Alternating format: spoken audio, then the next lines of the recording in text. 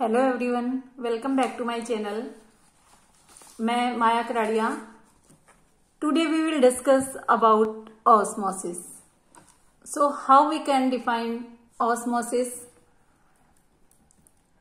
Osmosis को हम हिंदी में परासरण कहते हैं। परासरण एक प्रकार का डिफ्यूजन ही होता है, यानी कि विसरण ही कहलाता है। परासरण केवल अंतर इतना होता है कि परासरण की जो क्रिया होती है उसमें दो सिस्टम्स के मध्य में अर्धपारगम्य झिल्ली का होना आवश्यक होता है।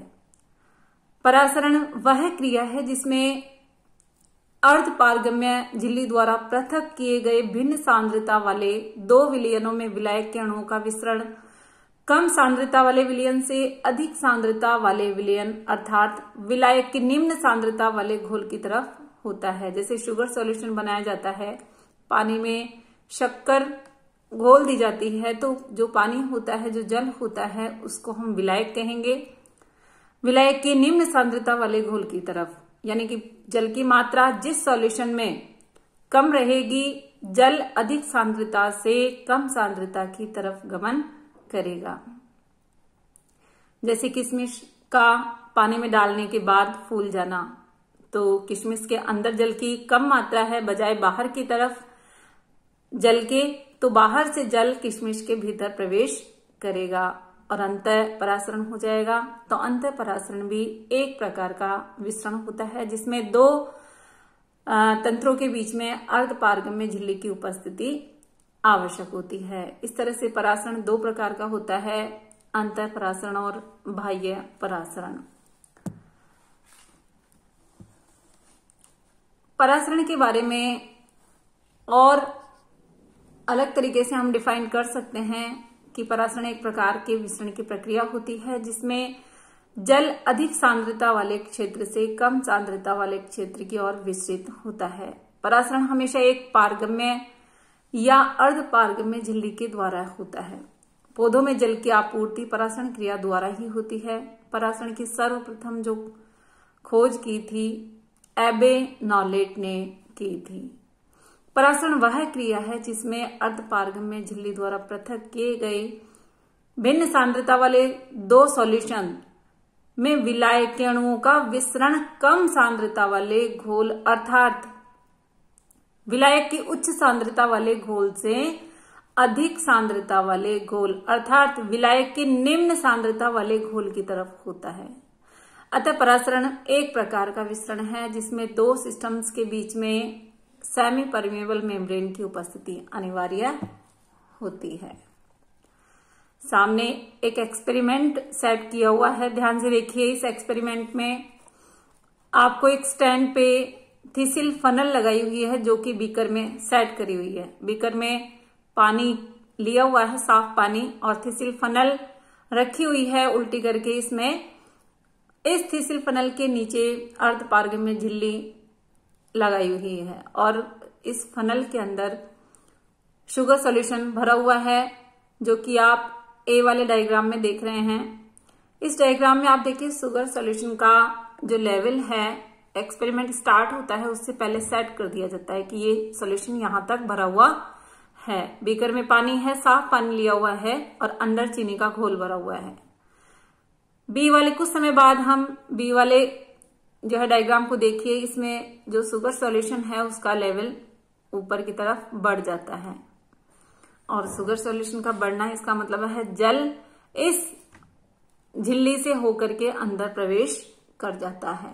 इसको हम कहेंगे एंडोऑस्मोसिस या अंतःपरासरण, जिसमें जल अपनी यानी कि विलायक अपनी उच्च सांद्रता से निम्न सांद्रता की ओर चला गया और अंतःपरासरण की क्रिया हुई। अब हम बात करें अंतःपरासरण और बाह्य परासरण या बहिःपरासरण में क्या अंतर है। अंतःपरासरण और बाह्य परासरण में अंतर करने से पहले मैं आपको बताना चाहूंगी कि हाइपोटोनिक और हाइपरटोनिक सॉल्यूशन क्या होता है, अल्प परासारी विलयन क्या होता है और अति परासारी विलयन क्या होता है। जिसमें अंतःपरासरण की क्रिया क्या होती है कि जब यह इस क्रिया में पादप कोशिकाओं में उस स्थिति में होती है जब बाह्य विलयन अल्प परासरी होता है। कहने का मतलब है अल्प परासरी का मतलब जिसमें जल की मात्रा ज्यादा हो और अदर जो इसमें सॉल्यूट है या जो विलेय पदार्थ है वो कम मात्रा में हो, तो उसको हम कहेंगे अल्प परासरी विलयन। जिसमें सॉल्यूट की मात्रा ज्यादा होती है उसको कहेंगे हम अति परासरी विलयन। तो अंतर परासरण और बहिः परासरण का अंतर आपके समझ में आ जाएगा कि अंतर परासरण में क्या होता है कि इस क्रिया में पादप कोशिकाओं में उस स्थिति में होती है जब बाह्य विलयन अल्प परासरी होता है। कहने का मतलब है कि पादप कोशिकाओं में जल अंदर की तरफ कब जाएगा, जब बाहर की तरफ जल की मात्रा ज्यादा होगी और कोशिकाओं में जो है शुगर सॉल्यूशन टाइप के सॉल्यूट पदार्थ ज्यादा होंगे तो जल बाहर से भीतर प्रवेश करेगा। बहिः परासरण या बाह्य परासरण क्रिया उस स्थिति में होती है जब बाह्य विलयन अति परासरी होता है। बाह्य विलयन अति परासरी का मतलब होता है कि शुद्ध जल की मात्रा कोशिकाओं में तो ज्यादा हो और बाहर की तरफ जो है सॉल्यूट की मात्रा ज्यादा हो। ऐसा विलयन बना हुआ हो जिसमें शुद्ध जल कम मात्रा में हो, तो कोशिकाओं से जल बाहर की तरफ आने लगता है। इसको हम कहेंगे हाइपोटोनिक और हाइपरटोनिक सॉल्यूशन। अंतर परासरण का सेकंड पॉइंट, इस प्रक्रिया के फलस्वरूप जल सजीव कोशिकाओं और ऊतकों में प्रवेश करता है। कहने का मतलब है कि जब कोशिकाएं हाइपोटोनिक सॉल्यूशन में रखी हुई है तो बाहर से जल की मात्रा भीतर प्रवेश करेगी। इसी तरह से जो है जल कोशिकाओं और ऊतकों से बाहर कब निकलेगा, जब जल की मात्रा कोशिकाओं में ज्यादा हो और बाहर सॉल्यूट की मात्रा ज्यादा है, तो बाहर जल की मात्रा, शुद्ध जल की मात्रा बाहर कम हुई तो जल की मात्रा अंदर ज्यादा है तो बाहर की तरफ आएगी, क्योंकि विलायक जो है अपनी अधिक सांद्रता से कम सांद्रता की तरफ जाता है। तीसरा पॉइंट, इस प्रक्रिया में कोशिकाएं आयतन में वृद्धि करके स्फीत हो जाती है, फूल जाती है। अंतर परासरण में क्या होता है, जैसे किशमिश होती है वो जल के प्रवेश के द्वारा फूल जाती है, टर्जिट हो जाती है। बहिः परासरण में क्या होता है कि कोशिकाएं जल बाहर निकल जाता है और स्लथ हो जाती है या फ्लैसीड हो जाती है। फोर्थ पॉइंट, परासरण द्वारा उत्पन्न दाब 100 बार से भी कम होता है और बहिः परासरण में 500 से लेकर के 100 बार तक हो सकता है। आपने अंतर देखा अंतर परासरण और बाह्य परासरण में। अब हम बात करते हैं परासरण का क्या महत्व है, इंपॉर्टेंस ऑफ ऑस्मोसिस।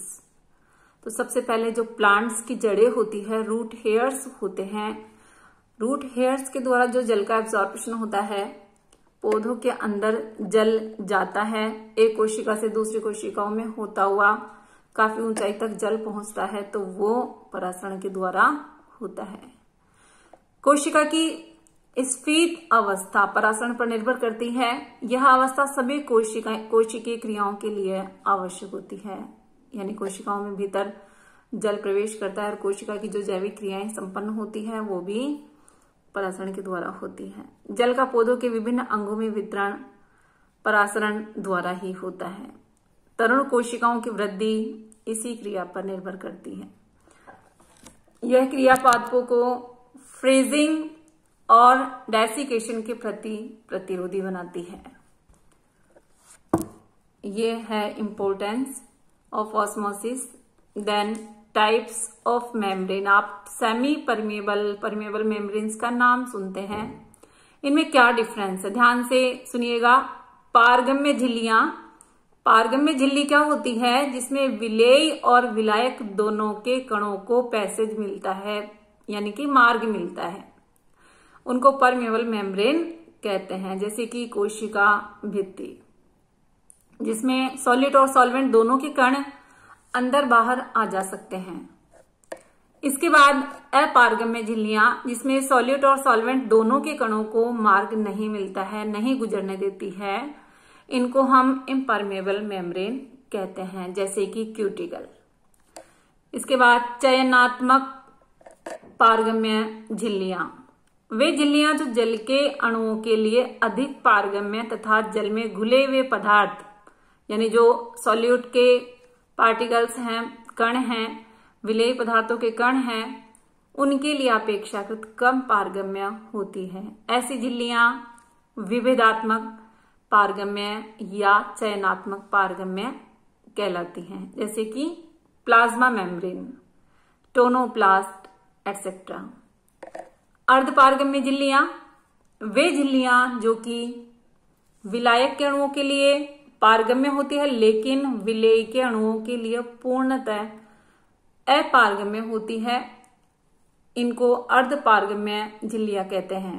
कोशिका झिल्लियां प्लाज्मा झिल्ली आवश्यकता अनुसार सेमी परमेबल मेम्ब्रेन या